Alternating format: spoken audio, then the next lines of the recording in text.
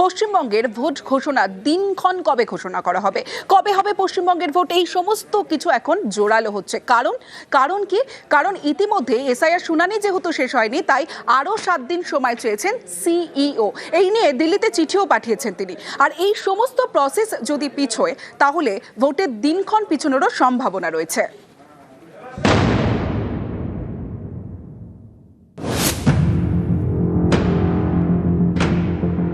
ভোটের দিন কবে ঘোষণা করবে নির্বাচন কমিশন, কবে হবে ভোট, এইসব প্রশ্ন উঠছে।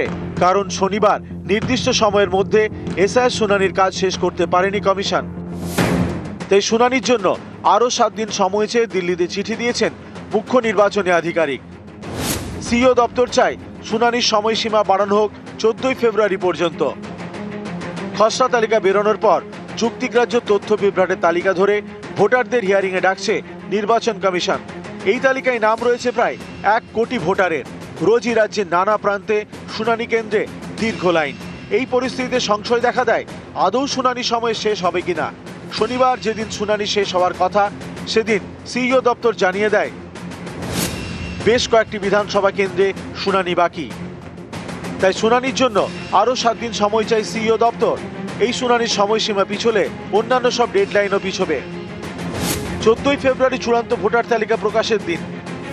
শুনানিতে বাড়তি সময় লাগলে চূড়ান্ত ভোটার তালিকা প্রকাশ করতেও দেরি হবে। তেমনটা হলে দেরি ভোটের দিন ঘোষণাতেও। এক্ষেত্রে কোনো ভোট শুরু থেকে ঘোষণা থেকে তা সম্পূর্ণ করা পর্যন্ত সর্বোচ্চ 45 দিন প্রয়োজন। এক্ষেত্রে আমাদের রাজ্যের এই ফেব্রুয়ারির শেষে যদি সম্পূর্ণ বা চূড়ান্ত ভোটার তালিকা প্রকাশের পর তার ভোট ঘোষণা হয়, সেক্ষেত্রে ভোটটা কবে হবে তা নিয়েই কিন্তু একটা সংশয় দানা বেঁধেছে। এটা লাস্ট ডেট ছিল 7 তারিখ, ওটা আমি 7 দিন এক্সটেনশন চেয়েছি। এখন এটা পিছবে, তারপরে এরপরে তো একটা প্রসিজার আছে, 3-4 দিন ইসিআই নেয়। আগে ছিল 14 পর্যন্ত ইসিআই এটা দেবে, তো নিশ্চয়ই পিছবে। যে আশা করি 14 মধ্যে হয়ে যাবে, কি 7 দিন টাইম যথেষ্ট আছে। অনেকেরই প্রশ্ন, এসআইআর শুনানি শেষ কবে হবে, কবে চূড়ান্ত ভোটার তালিকা প্রকাশ করবে কমিশন, ভোটের দিন ঘোষণা হবে কবে, কবে হবে ভোট। নিউজ 18 বাংলা। এসআইআর-এ ডমিসাইল সার্টিফিকেট গ্রহণযোগ্য, গতকাল চিঠি দেয় এবং জাতীয় নির্বাচন কমিশন যখন চিঠি দেয় সিইওকে, আজ সিইও তিনি ব্যাখ্যা দিলেন। কি ব্যাখ্যা দিলেন? 1999 সালের 2রা নভেম্বরের নির্দেশিকা অনুযায়ী পদক্ষেপ। আর কি ব্যাখ্যা দিয়েছেন সিইও, জানবো প্রতিনিধি সোমরাজের থেকে। দেখো, রাজ্য স্বরাষ্ট্র দপ্তরের 1999 সালের 2রা নভেম্বর ডমিসাইল সার্টিফিকেট কাদের ইস্যু করা হবে এবং তার জন্য কি কি গাইডলাইন রয়েছে, সেই নির্দেশিকা বিস্তারিতভাবে উল্লেখ করেছেন রাজ্যের মুখ্য নির্বাচনী আধিকারিক। এবং শুধু তাই নয়, তার পরবর্তীতেও রাজ্য সরকার ডমিসাইল সার্টিফিকেট নিয়ে যে সংশোধনী এনেছে, সেই সংশোধনী এবং তার সঙ্গে 1999 সালের 2রা নভেম্বরের নির্দেশিকা তা মান্যতা দিয়ে জেলাশাসক, অতিরিক্ত জেলাশাসক এবং সাব ডিভিশনাল অফিসার, কলকাতার ক্ষেত্রে কালেক্টর, তারা যে ডমিসাইল সার্টিফিকেটগুলি ইস্যু করবেন, সেগুলোই শুধুমাত্র এসআইআর প্রক্রিয়া গ্রহণযোগ্য হবে। এমনই নির্দেশিকা ফের রাজ্যের বিভিন্ন জেলাশাসক তথা ডিস্ট্রিক্ট ইলেকশন অফিসারদের পাঠালেন রাজ্যের মুখ্য নির্বাচনী আধিকারিকের দপ্তর, এবং ইআরও ও এইআরওদের সেই অনুযায়ী পদক্ষেপ নেওয়ার কথা বললেন। অর্থাৎ জেলাশাসক, অতিরিক্ত জেলাশাসক, সাব ডিভিশনাল অফিসার এবং কলকাতার কালেক্টর ছাড়া অন্য কোনো আধিকারিকের ইস্যু করা ডমিসাইল সার্টিফিকেট গ্রহণ করা হবে না, তা গতকালই স্পষ্ট করে দিয়েছিল কমিশন। কিন্তু তার সঙ্গে এটাও স্পষ্ট করে দেওয়া হলো 1999 সালে 2রা নভেম্বরের যে নির্দেশিকা রয়েছে রাজ্য স্বরাষ্ট্র দপ্তরের, এবং তার পরবর্তীতেও যে নির্দেশিকাগুলি দিয়েছিল এই ডমিসাইল সার্টিফিকেট নিয়ে, সেগুলিকেও মান্যতা দিতে হবে বিভিন্ন জেলাশাসকদের। বেশ, 1999 সালের 2রা নভেম্বরের ডমিসাইল সার্টিফিকেট নিয়ে সরকারের নির্দেশিকায় যা বলা হয়েছিল, গ্রাফিক্যালি আপনাদের দেখাচ্ছি। আবেদনকারী বা তার বাবা মাকে 15 বছরের বেশি এ রাজ্যে থাকতে হবে। নির্দেশিকা 1999, আর সেই নির্দেশিকা অনুযায়ী আবেদনকারী বা তার বাবা মার এই রাজ্যে স্থাবর সম্পত্তি থাকতে হবে। শুধু তাই নয়, আবেদনকারী প্রাইমারি থেকে এ রাজ্য স্কুল কলেজে পড়াশোনা করছে কিনা সেই সমস্ত কিছু দিতে হবে। স্কুল কলেজে পড়াশোনা করতে হবে এবং জন্ম শংসাপত্র, স্কুলের শংসাপত্র থাকতে হবে। যে নির্দেশিকা, ডমিসাইল নির্দেশিকা, সেখানে বলা হয়েছে আবেদনকারী এ রাজ্যে অফিস কোয়ার্টারে বা ভাড়া বাড়িতে বা নিজেদের বাড়িতে কতদিন ধরে আছেন সেটাও উল্লেখ করতে হবে। ডিআইবি রিপোর্ট এবং সুপারিশপত্র, অন্যান্য শংসাপত্র ও সুপারিশ, জেলা শাসকদের প্রতিরক্ষা, আধা সামরিক বাহিনীতে নিয়োগের উদ্দেশ্যে ডমিসাইল শংসাপত্র দেওয়ার ক্ষমতা দেওয়া হয়েছে।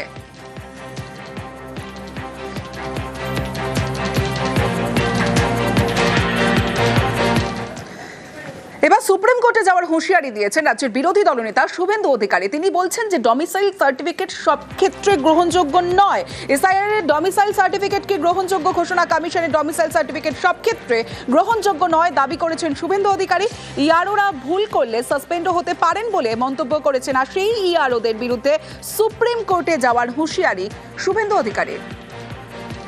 1999 সালের যে অ্যাক্ট, তাতে বলা হয়েছে খুব সিলেক্টিভ ক্ষেত্রে এই domicile certificate acceptable, not for all.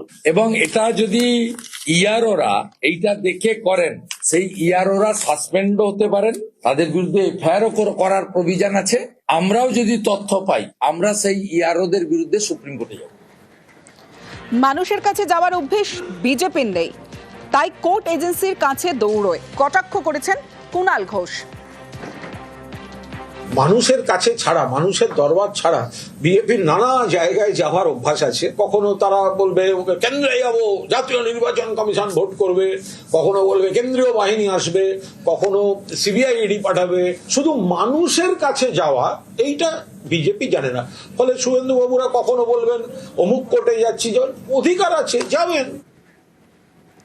এবার ব্যারাকপুরের খবরের দিকে নজর রাখতেই হবে। বাড়ির একেবারে গা ঘেঁষে তৈরি হচ্ছে বহুতল, আর এ নিয়ে অশান্তি এবং কাউন্সিলরের মারে মৃত্যু হয়েছে বৃদ্ধার। আর এই ঘটনায় ইতিমধ্যেই পরিবারের অভিযোগের ভিত্তিতে আটক করা হয়েছে কাউন্সিলরকে।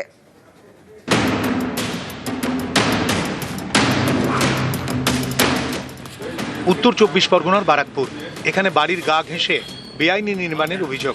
প্রতিবাদ করায় যুবককে মারধর, তাঁর বৃদ্ধ বাবাকে পরপর লাথি, যার জেরে তাঁর মৃত্যু হয়েছে বলে পরিবারের দাবি। নিশানায় স্থানীয় তৃণমূল কাউন্সিলর। উত্তর বারাকপুর পৌরসভার 23 নম্বর ওয়ার্ড মনিরামপুর, এখানকার বাসিন্দা তুলসী অধিকারী, বয়স 81। তাঁর বাড়ির গা ঘেঁষে তৈরি হচ্ছে 4 তলা বিল্ডিং। এই একটা প্রাচীর, এই প্রাচীরের এই পাশে তুলসীবাবুর বাড়ি, এই পাশে নতুন যিনি কনস্ট্রাকশন করছে তার বাড়ি। কোনো 3 ফুট তো দূরের কথা, 1 ফুটও কিন্তু সেখানে তাকে ছাড়া হয়নি। এ নিয়ে বছরখানেক আগে পুরসভায় অভিযোগ জানান তুলসী অধিকারী। সম্প্রতি প্রতিবাদ জানান তাঁর ছেলে হেমন্ত। পুরসভায় লিখিত অভিযোগ করেন। এরই মধ্যে রবিবার সকালে তুমুল অশান্তি বাধে। এলাকার একটি চা দোকানে বসেছিলেন হেমন্ত অধিকারী। সেখানে হাজির হন স্থানীয় তৃণমূল কাউন্সিলর রবীন্দ্রনাথ ভট্টাচার্য। অভিযোগ, বাড়ির পাশের বহুতল নিয়ে পুরসভায় নালিশ জানানোয় হেমন্তকে চড় থাপ্পড় মারেন কাউন্সিলর। ঘটনাস্থলের কাছেই হেমন্তর বাবা তুলসী অধিকারীর ইলেকট্রিকের দোকান। ছেলেকে বাঁচাতে তিনি চায়ের দোকানে যান। কাউন্সিলরের সঙ্গে শুরু হয় কথা কাটাকাটি। অভিযোগ, তখনই বৃদ্ধকে পরপর 2 বার লাথি মারেন কাউন্সিলর। ঘটনাস্থলে লুটিয়ে পড়েন তুলসী অধিকারী। তাকে বারাকপুর ক্যান্টনমেন্ট হাসপাতালে নিয়ে গেলেও বাঁচানো যায়নি।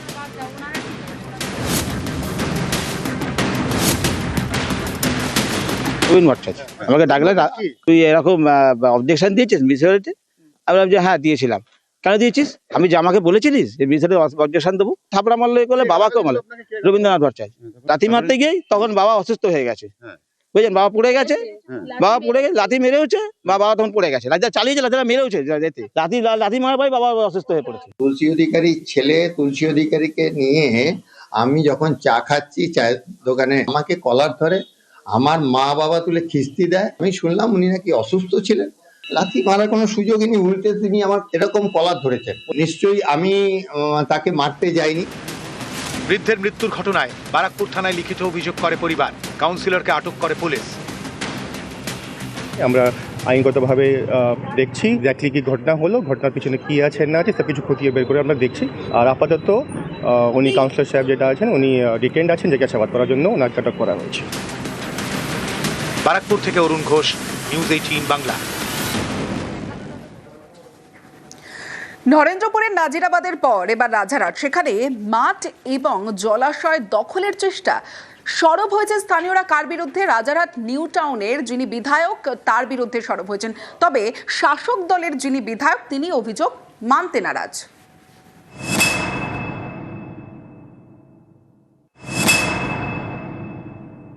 পুরো এর মূলে আছে তাপস চ্যাটার্জি।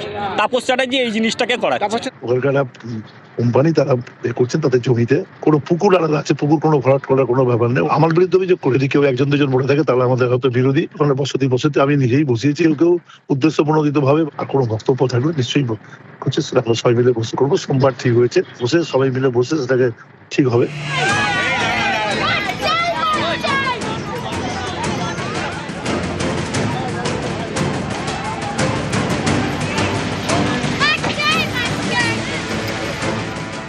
আকাঙ্ক্ষা মোড় থেকে সোজা চলে গেলে রাজারহাটের বেড়াবেড়ি দক্ষিণ পাড়া, বাঁদিকে খেলার মাঠ, পাশেই জলাশয়, সব মিলিয়ে কয়েক বিঘা জমি, কোটি টাকার সম্পত্তি। অভিযোগ, এখানেই জমি হাঙরের নজর পড়েছে। মাঠ এবং জলাশয় দখলের চেষ্টা করে প্রমোটিং এর ছক। এই জায়গাটা আমাদের ছিল, তারপরে এখানে সব দাদারা এসছে টাকা খেয়ে বলি এই জায়গাটা আমরা ঘিরবো। আজাদ দাদা এসেছিল, তারপরে বেনু এসেছিল। আজাদ হচ্ছে গুন্ডা।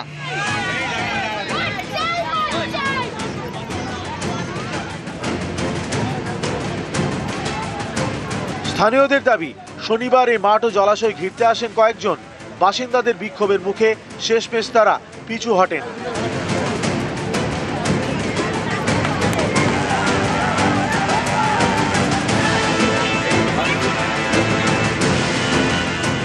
স্থানীয়দের দাবি, মাঠ ও জলাশয় দখলের এই চেষ্টা, এর পিছনে রয়েছেন রাজারহাট নিউ টাউনের তৃণমূল বিধায়ক তাপস চট্টোপাধ্যায় এবং তার ঘনিষ্ঠ বলে পরিচিত তৃণমূল কর্মী আজাদ। পুরো এর মূলে আছে তাপস চ্যাটার্জি। তাপস চ্যাটার্জি এই জিনিসটাকে করাচ্ছে। দুষ্কৃতীরা এসে আজাদ নামক যে ছেলেটা রয়েছে, সে এসে এখানে এসে আমাদের ধাক্কা দেখে দিয়েছে, বলছে তোরা এখান থেকে উঠেই আমরা মাঠ ঘিরবো। তৃণমূলই করে, তাপস চ্যাটার্জি ঘনিষ্ঠ। ওখানকার কোম্পানি তারা করছেন তাদের জমিতে কোনো পুকুর আলাদা আছে, পুকুর কোনো ভরাট করার কোনো ব্যাপার নেই। আমার বিরুদ্ধে অভিযোগ করে, যদি কেউ একজন দুজন মরে থাকে তাহলে আমাদের হয়তো বিরোধী, ওখানে বসতি আমি নিজেই বসিয়েছি। কেউ উদ্দেশ্য প্রণোদিত ভাবে কোনো বক্তব্য থাকলে নিশ্চয়ই হচ্ছে সেটা আমরা সবাই মিলে বসে করবো। সোমবার ঠিক হয়েছে, বসে সবাই মিলে বসে সেটাকে ঠিক হবে। রাজারহাটের বেড়াবেড়ি দক্ষিণ পাড়া থেকে মিনিট 40-এর দূরত্বে নরেন্দ্রপুরের নাজিরাবাদ। এখানেও জমি হাঙরদের দৌরাত্ম্যের অভিযোগ। বছরের পর বছর ধরে একের পর এক জলা জমি বুঝিয়ে তৈরি করা হয়েছে বেআইনি নির্মাণ। এই দেখুন নাজিরাবাদের স্যাটেলাইটের ছবি। 1985 সালে কি ছিল আর এখন কি হাল। 85-তে সবুজে সবুজ, আর এখন সেই জলা জমিতে ব্যাঙের ছাতার মতো নির্মাণ। নাজিরাবাদের জমি হাঙরদের বিরুদ্ধে একাধিক এফআইআর হয়েছে, কিন্তু তারপরেও কোনো ব্যবস্থা নেওয়া হয়নি বলে দাবি। এবার সেই নাজিরাবাদ থেকে 40 মিনিটের দূরত্বে রাজারহাটে জমি হাঙরের দৌরাত্ম্যের অভিযোগ।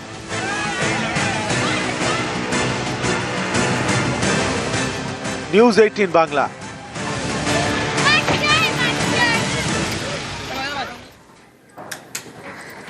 ঠাকুরপুকুরের খবরের দিকে নজর রাখবো। দুর্ঘটনায় মৃত্যু হয়েছে দুই ডাক্তারি পড়ুয়ার। গত রাতে বাইক নিয়ে তারা খাবার খেতে বেরিয়েছিলেন, আর সেই সময় লরি পিষে দেয় দুই ডাক্তারি পড়ুয়াকে। কিভাবে দুর্ঘটনা ঘটেছিল, দুই ডাক্তারি পড়ুয়ার মাথায় কি হেলমেট ছিল, জানবো। আমার সঙ্গে সমীর মণ্ডল রয়েছে। সমীর, সমস্ত দেখো, দুই ডাক্তার পড়ুয়া বন্ধু মিলে রাত 3টে নাগাদ, ভোর হয়ে গেছিল, 3টে নাগাদ বাইক নিয়ে খেতে বেরিয়েছিল। ফেরার সময় ঠাকুরপুকুর থানার অন্তর্গত পূর্বপাড়া জেমস্টাউন সরণিতে দুই ডাক্তার পড়ুয়াকে পিষে দেয় একটি লরি। ঘটনাস্থলেই তাদের মৃত্যু হয়েছে দুই ডাক্তার পড়ুয়ার, এমনটাই পুলিশ সূত্রে সূত্রের মারফতে জানা গেছে। এই এএসআই হাসপাতালে, জোকা এএসআই হাসপাতালের মেডিকেলের ছাত্র ছিলেন এই দুইজন। একজনের নাম মোহাম্মদ ফাইটার আর আরেকজনের নাম হচ্ছে জামাল মল্লিক। এই দুজনেরই নাম আন্দুল প্রিয়দর্শিনী। এবং এই যে দুজনের যে মৃত্যু হয়েছে এবং শোকের ছায়া এই যে আমাদের জোকা এসআই হাসপাতালে, এবং পুলিশ সূত্রে এখনো নানা সিসি ক্যামেরাতে দেখছেন কোন লরি মেরে গেছে, সেটাই এখন তদন্ত করে দেখছে ঠাকুরপুকুর থানার পুলিশ। বেশ।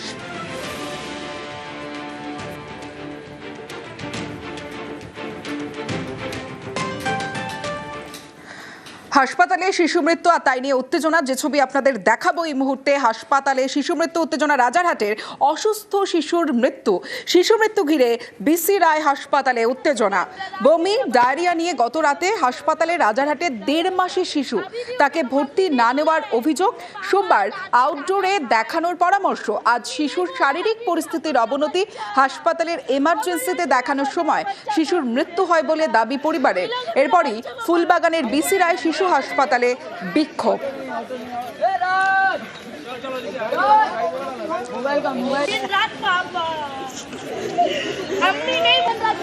मेरा बड़ा बेटा को हम लेकर आएंगे, रात में मेरा बच्चा को ले लेते लोग, मेरा बच्चा जिंदा रहता। अभी भी আইএসএফ করলে বন্ধ লক্ষ্মীর ভান্ডার, এমনই মন্তব্য করেছেন নেতা, ক্যানিং পূর্বের বিধায়ক। আর সেই বিধায়কের এমন মন্তব্যে রীতিমতো শোরগোল। আইএসএফ করলে সরকারি প্রকল্পের টাকাও বন্ধ, শওকত মোল্লার মন্তব্য বিতর্ক তুঙ্গে। আইনি লড়াইয়ের হুঁশিয়ারি আইএসএফ নেতার। আমাদের এই ভাঙড় থেকে 3টে অঞ্চল আমরা হেরে গিয়েছিলাম। আমাদের সরকার সেই 3টে অঞ্চলের ঘরটাকে পুরোপুরি বন্ধ করে দিয়েছে। আমরা বলছি টাকা আমরা বন্ধ করে দিয়েছি, যদি হিম্মত থাকে বাপের বেটা হও, সেই টাকা নিয়ে নাও। আগামী দিনেও আমি পরিষ্কার বলি, আমি প্রত্যেকটা নেতার কাছে অনুরোধ করব, আইএসএফ এর একজন না যেন টাকা পায় তার ব্যবস্থা আমাদের তৃণমূল কংগ্রেসকে করতে হবে। কৃষক বন্ধু লক্ষ্মীর ভান্ডার টাকা পাচ্ছেন, দেখা যাবে সেটা। মঞ্চ থেকে শওকত মোল্লা কি মন্তব্য করেছেন শুনলেন আপনারা, এবং মঞ্চ থেকে নেমেও বক্তব্যে অনড় রইলেন শওকত মোল্লা। শুনুন। দেখুন, বাবার খাবে আর দাদার গাইবে, এটা তো হতে পারে না। ওরা মমতা বন্দ্যোপাধ্যায়ের সম্পর্কে, অভিষেক বন্দ্যোপাধ্যায়ের সম্পর্কে যে ধরনের কুৎসা করেছে, অপপ্রচার করেছে, আমার মনে হয় অবশ্যই এগুলো বন্ধ হওয়া উচিত বলে আমি অন্তত মনে করি। তাহলে বিরোধী যারা করবে তারা সরকারি সুবিধা পাবে না? আমি মনে করি যে যারা চ্যালেঞ্জ করছে মমতা বন্দ্যোপাধ্যায়কে, তাদের পাওয়া উচিত আছে বলে আমি মনে করি না।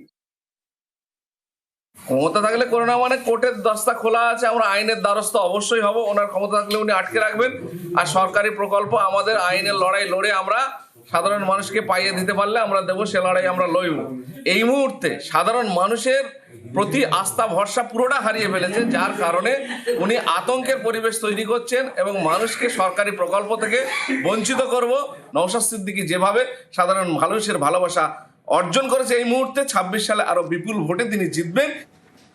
শওকতের মন্তব্য ব্যক্তিগত, দল সমর্থন করে না বলে মন্তব্য করেছেন জয়প্রকাশ মজুমদার।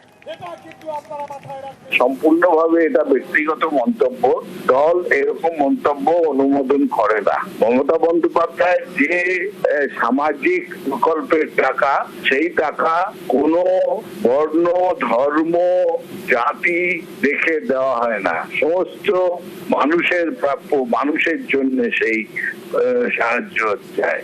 এই রকম মন্তব্য আমরা অনুমোদন করি না। বিজেপি বিধায়কের কনভয় ঘিরে বিক্ষোভ, মালতীর আভার কনভয় ঘিরে বিক্ষোভ, এবং কোচবিহারের যে দিনহাটার ভেটাগুড়িতে উত্তেজনা।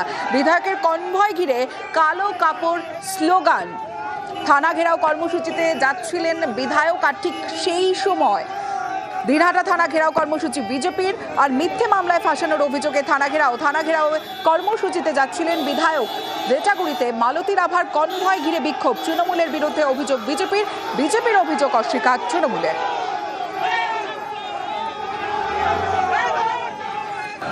আমরা যখন কুচবিহার থেকে আসি, আমরা দেখলাম ভেটাগুড়িতে, সেই ভেটাগুড়িতেই তারা লাঠি সোটা নিয়ে দাঁড়িয়ে আসে। তার মানেটা কি? তাহলে বোঝা যাচ্ছে পরিষ্কার যে এখানে প্রশাসন কি কাজ করছে। আমরা বলেছি যে আগামী দিনে যাতে এই সমস্ত কিছু ঘটনা না ঘটে, ভারতীয় জনতা পার্টি যাতে প্রোগ্রাম করতে পারে, সে ব্যবস্থা আপনাদের করতে হবে, প্রশাসনের দায়িত্ব নিতে হবে। আগামী দিনে যদি এই সমস্ত ঘটনা আবার ঘটতে থাকে, তাহলে আমরা এরপরে বৃহত্তর আন্দোলনের পথে আমরা নামব।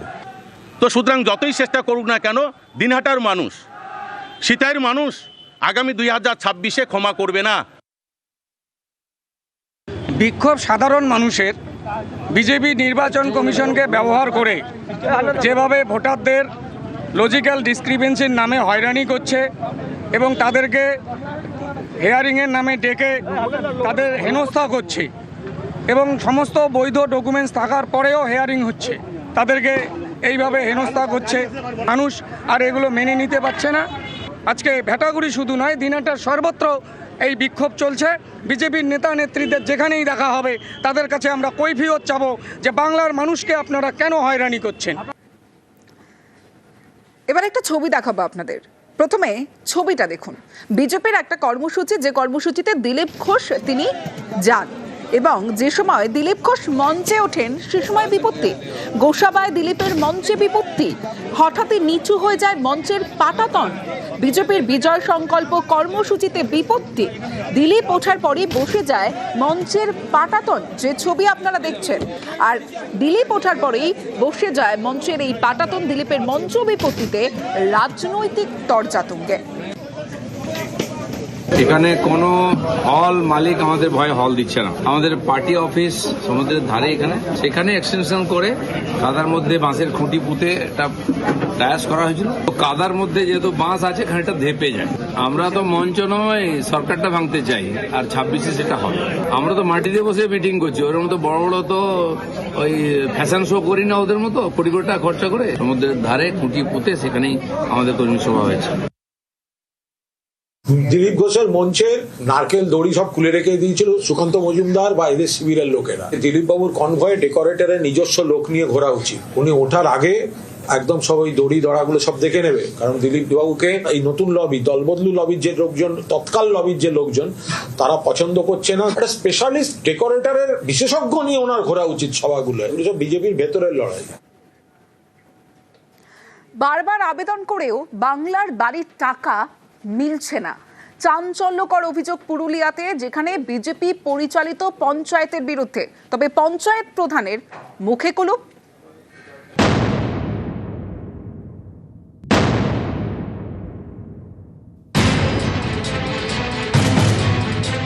কেউ থাকেন ভাঙাচোরা মাটির ঘরে, কারো বাড়িতে ছাউনিটুকুও নেই। এ ছবি পুরুলিয়া 2 নম্বর ব্লকের রাঘবপুরের। বাংলার বাড়ি প্রকল্প, এই প্রকল্পে পাকা বাড়ি তৈরির জন্য গরিবদের টাকা দেয় রাজ্য সরকার।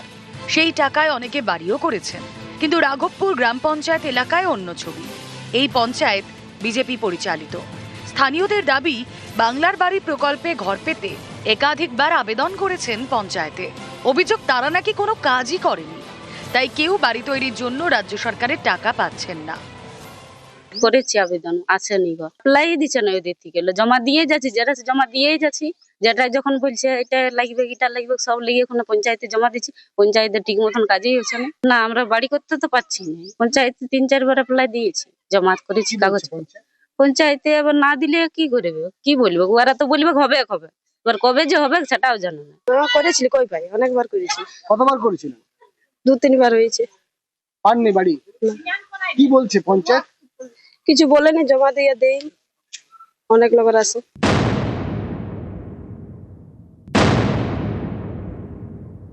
এরা পঞ্চায়েতটা গেরুয়া রঙে রাঙিয়ে দিয়েছে, কিন্তু মানুষের যে কাজ, সাধারণ মানুষের যে বাড়ির পাওয়ার যে কাজ, সেটাকে ইচ্ছাকৃতভাবে আটকে রেখেছে। এরা যদি একটা পঞ্চায়েতে মানুষকে বাড়ি দিতে না পারে, আগামী দিনে যদি এরা সরকারে আসে, তাহলে মানুষের প্রতি যে কি বঞ্চনা করবে এবং মানুষকে কিভাবে হয়রানি করবে, সেটা সাধারণ মানুষ এবং পশ্চিমবঙ্গের মানুষ, পুরুলিয়ার মানুষ দেখুক। বিজেপি পঞ্চায়েতের বিরুদ্ধে চাঞ্চল্যকর অভিযোগ, অথচ প্রধানের মুখে কুলুপ। বিজেপি পরিচালিত একটা পঞ্চায়েত, সেই পঞ্চায়েতে দেখুন এলাকার মানুষ যারা পঞ্চায়েতের যারা বাসিন্দা, তাদের এরকম বেহাল অবস্থা কেন? পরিষেবা পাচ্ছে না কেন? আপনি বলবেন, আপনারা ভোটে জিতেছেন, আপনাদের এই জবাব দিতে বাধ্য। সমস্যা কি হচ্ছে বলুন? পুরুলিয়া থেকে ইন্দ্রজিৎ মণ্ডল, নিউজ 18 বাংলা। জলপাইগুড়ির করলা নদীতে মাছের মড়ক, ভেসে ওঠে প্রচুর মাছ। আর এর কারণ জানতে ইতিমধ্যে তদন্ত শুরু করেছে পুরসভা। তবে আগামী 7 দিন করলার মাছ খেতে বারণ করা হয়েছে।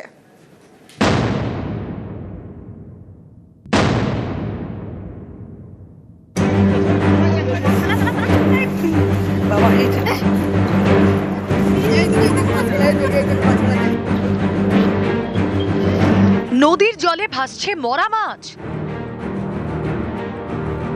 কোনোটা রুই কাতলা, কোনোটা সরপুঁটি, কোনোটা আবার কাঁকড়া। এই মরা মাছ দেখতে রবিবার সকালে জলপাইগুড়ির করলা নদীর পাড়ে ভিড়।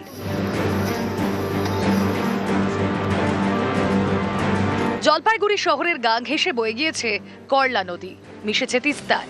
এই করলা নদীতে রয়েছে নানা ধরনের মাছ। এমন একটি নদীতেই মাছের মড়ক।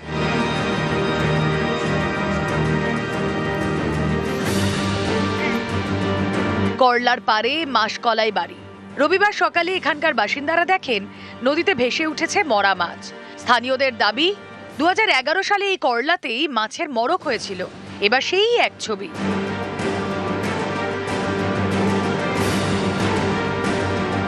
নদীতে সকালবেলা আমরা যা দেখলাম মাছ সমানে ভেসে ভেসে উঠছিল। তা কি কারণে ভেসে উঠছে বুঝতে পারছি না। মানে কেউ বিষ পিস ফেলে দিয়েছে নদীতে, এই কারণেই মনে হচ্ছে। কি কি মাছ পাওয়া গেল? বোয়াল ছিল, আইর আছে, সলপুঁটি, বাইম, সব ভেসে ভেসে সব বড় বড় বড় বড়। এটা যে করেছে ভালো করে কাজটা। সকালে ঘুমের থেকে উঠে দেখি হঠাৎ করে মানে নদীর পাড়ে সবাই মাছ ধরাধরি করছে। 2011 সনে এরকম একটা বিষক্রিয়া মানে নদীতে দেওয়া হয়েছিল। আবার সেই 2026-এর মধ্যে এসে দাঁড়িয়ে দেখছি যে এরকম একটা ঘটনা ঘটেছে। তো আমরা চাচ্ছি যে এটা একটা প্রশাসনের দিক দিয়ে একটু নজর দিয়ে দেখা হোক। করলা নদীতে কি কারণে মাছে মড়ক তা জানতে তদন্ত শুরু করেছে জলপাইগুড়ি পুরসভা। আগামী 7 দিন করলার মাছ খেতে নিষেধ করা হয়েছে।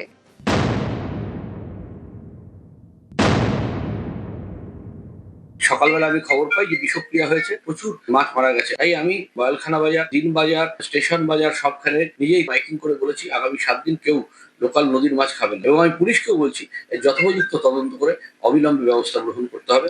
তার কারণ হচ্ছে এটা একটা হিনিয়াস ক্রাইম। করলার বিষক্রিয়ার মাছ যেটা বিভিন্ন বাজারে মিশছে, সেই মাছ যদি কেউ বিক্রি করে আর তারপরে যদি কেউ খায়, সেই মাছের মৃত্যু পর্যন্ত হতে পারে খেলে। করলার মাছ খেতে নিষেধ করে প্রচার চালায় জলপাইগুড়ি পুরসভা।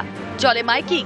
নদীর মাছ কিনবেন না, কিনে খাবেন না এবং বিক্রেতারা বলছে কেউ কোনো লোকাল নদীর মাছ বিক্রি করবেন না। জলপাইগুড়ি থেকে শান্তনু কর, নিউজ 18।